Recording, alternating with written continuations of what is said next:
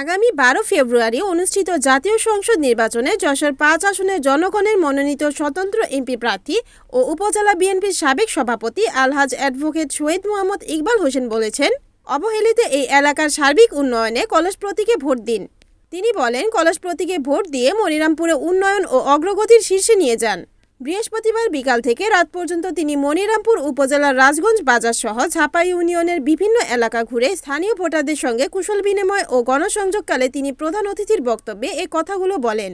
জনগণের মনোনীত এমপি প্রার্থী শহীদ ইকবাল হোসেন মনিরামপুরে ব্যাপক উন্নয়ন কর্মকাণ্ডে তার ভূমিকা উল্লেখ করে বলেন,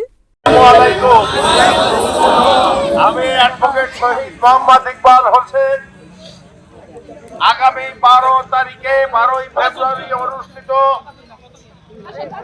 জাতীয় সংসদ নির্বাচনে কলস প্রতীক নিয়ে স্বতন্ত্র প্রার্থী হিসেবে আপনাদের কাছে এসেছি।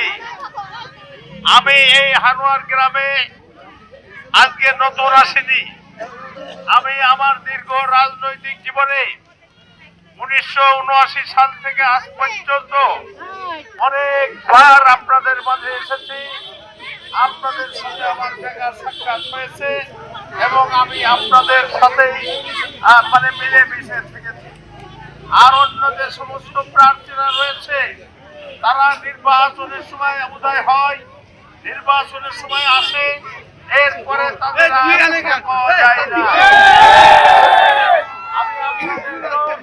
আপনাদের সাথে মিলেমিশেছিলাম এবং চিরকাল এই মনিরামপুর থেকে আর কখনো অন্য কোথাও থেকে যে আমি আবার করে তুলিনি। মনিরামপুরে ছিলাম এবং থাকবো ইনশাআল্লাহ। আপনারা সকলে আগামী 12 তারিখে আমার কলস প্রতীকে ভোট দিয়ে আমাকে জয়যুক্ত করবেন ইনশাআল্লাহ। বিজয়ের মালা পরে আপনাদের সঙ্গে আমি দেখা। এ সময় তার সঙ্গে ঝাপা ইউনিয়ন বিএনপি সভাপতি সাবেক চেয়ারম্যান আলাউদ্দিন আহমেদ, সাধারণ সম্পাদক সাবেক চেয়ারম্যান মফিজুর রহমান মফিজ, বিএনপির নেতা আলহাজ কফিল উদ্দিন, শাহিনুর রহমান পান্না, আসাদুজ্জামান আসাদ, টগর হোসেন, আব্দুল আলিম, মাহাবুর রহমান, মাস্টার বাবুর রহমান, বাংলাদেশ সুপ্রিম কোর্টের অ্যাডভোকেট আসাদুজ্জামান আসাদ, যুবনেতা আবু সাউদ, হাবিবুর রহমান মধু, আব্দুর রহিম সহ বিপুল সংখ্যক নারী পুরুষ নেতাকর্মী ও সমর্থক উপস্থিত ছিলেন।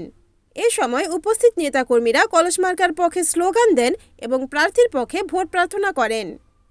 রিপোর্ট উত্তম চক্রবর্তী, NAN TV, যশোর।